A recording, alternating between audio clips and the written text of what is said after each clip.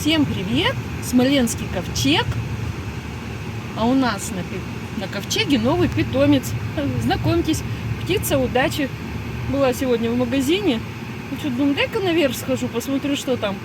А там вот такие вот чудесные птицы удачи. Как я его увидела, сразу у меня в голове песня пронеслась.